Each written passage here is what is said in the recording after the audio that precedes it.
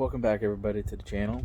I'm having another issue with the LS400. I know what it is, gotta fix it. About to go to the store and get some seals for the fuel injectors. Today I was smelling fuel while I was going to the bank.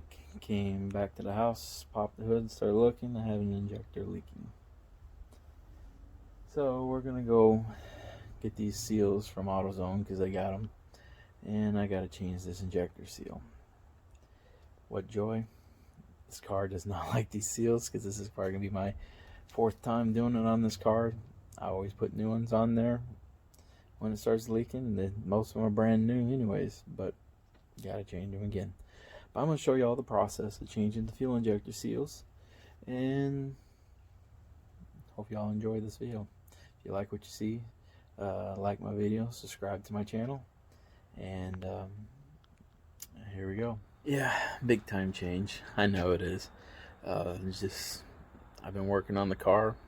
Two fuel injectors I found leaking. I already got them pulled out. Swapped out the O-ring that goes from the injector to the fuel rail. Got it back together.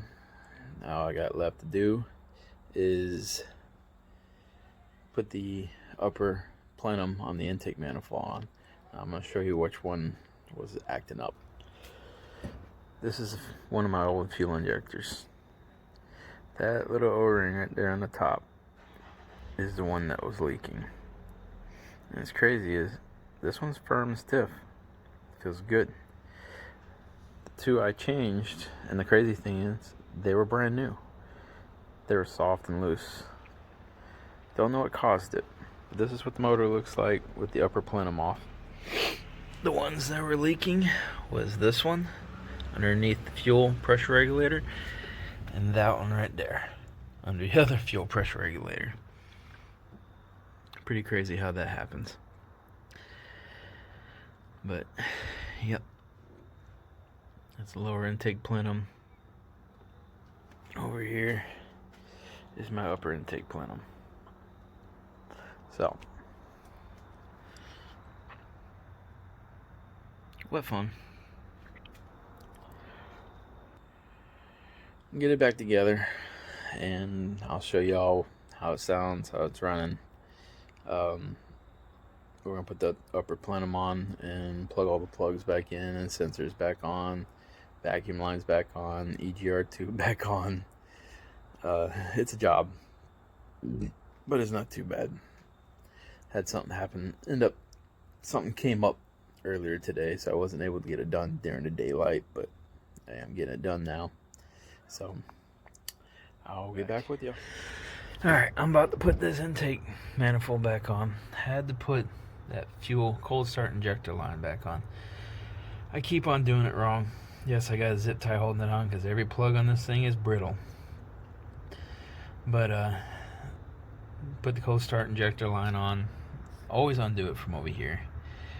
I've been, for a while there, been doing it up here, but you really need to do it over here. It's so much easier, and you don't have to fight this, just the plug. What fun.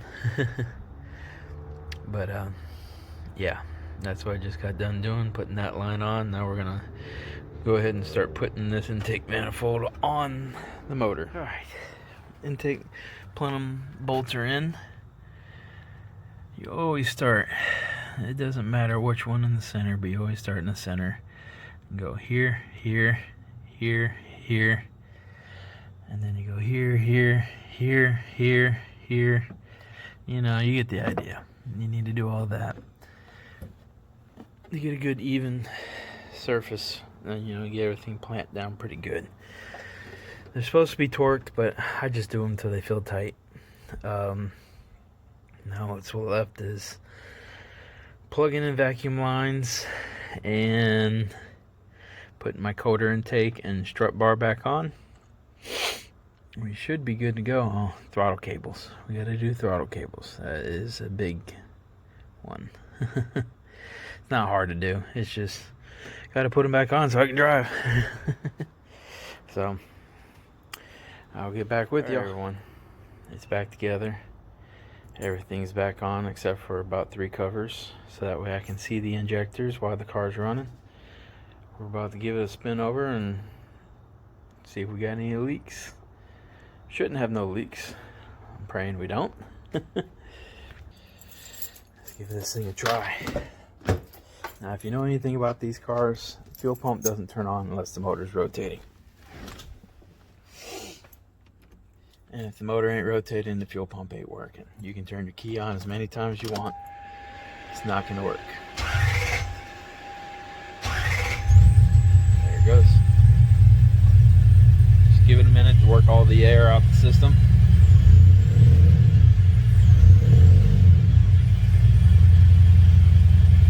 Something ain't running right. So I got to diagnose a problem. I figured out why it's misfiring.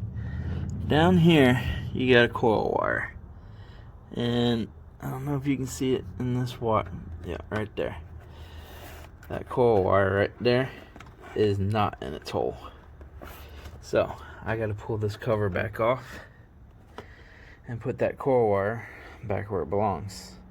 How do I know that was the problem? Well, when I looked down there, it was arcing off on the block, which means the motor wasn't getting all the spark it should. So let me do that, and we'll do another first start and see if it runs better. I'm gonna see if I can set this camera where y'all can see it.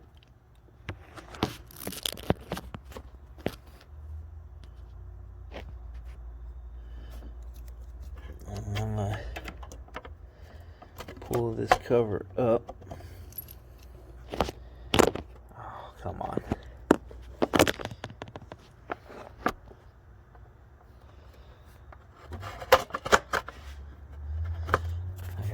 Down here, pull that wire into its hole, and then set it back down in there.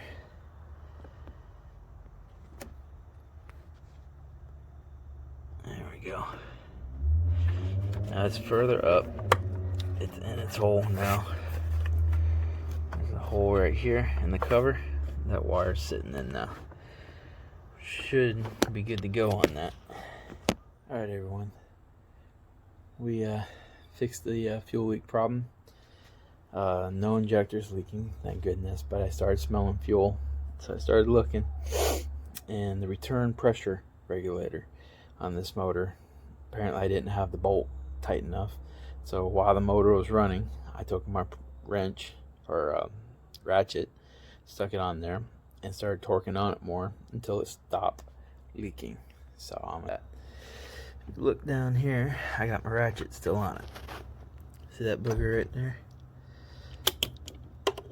That bolt right there to that line right here was loose, and it was dripping fuel and spraying it everywhere. I was smelling it, but I got that good and tight. No more leaks. We're good to go. I just got to put those covers back on and take it for a test drive and see how she runs. Alright, we're back together. Got the ground wire back on. Let's give this a try again. Did I leave my key in there? Yeah, I did. Oh! Fire and hole. Purring like a kitten. Very happy. Now, we gotta look to see if we got any fuel leaks. Alright, everyone. Car's back together. Taking it for a test drive. And smelling for fuel. Just making sure it's not leaking. Did those fuel injector seals. Tighten that return pressure regulator line back on there. It's not leaking anymore. So far the car's running great. I'm not smelling any gasoline coming out of the vents. That's what made me want to look, because when I was driving the car, you would smell the fuel coming through the vents, and I was like, shouldn't be doing that. And so I popped the hood while I was at the bank and started looking, and I saw a wet injector, and I was like, oh, there it is. So far, so good.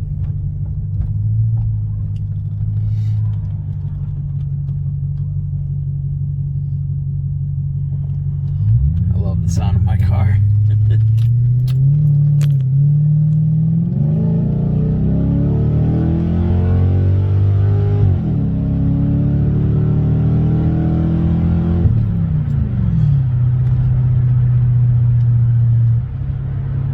Running pretty good. Probably still some air in the fuel lines. You know, you do lose a lot of fuel when you pull an ejector out of a rail, and the idea of the return line is supposed to get rid of those air bubbles in the fuel system. But sometimes you get those stragglers, you know, and they do run through the fuel system, and you'll get some where you get a dry squirt with the injector and it causes it to hiccup a little bit. While you drive it a little bit, you know, just try to get all the air out. Gotta love these coilovers. The car's a little bit bouncy on the road I live on. But so far so good. Car's running great.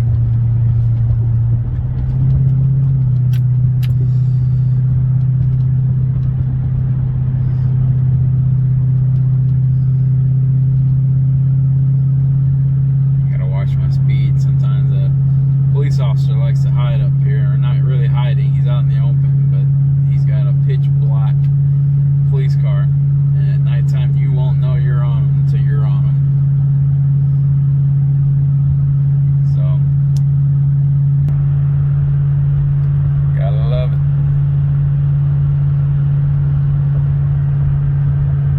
My tack works.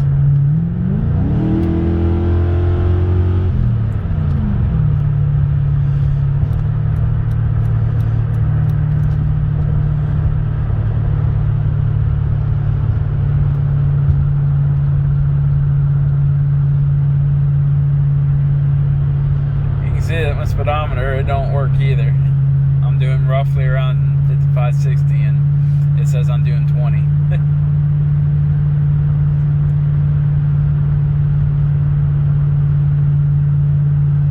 Turn around right here.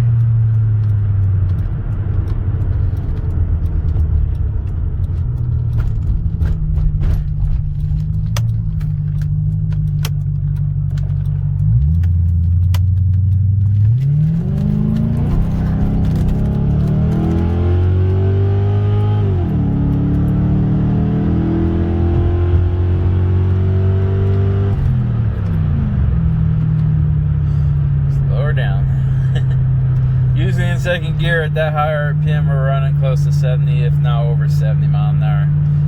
Because my speedo's not working and I am using my camera on my phone, it's hard to tell how fast I'm going. So, just gotta be careful. It's running good. I'm happy with it. Can't do much better than what it is now. It does feel a little bit better, but it's probably because it's getting proper fuel pressure now. But hey, hopefully y'all get something out of this video.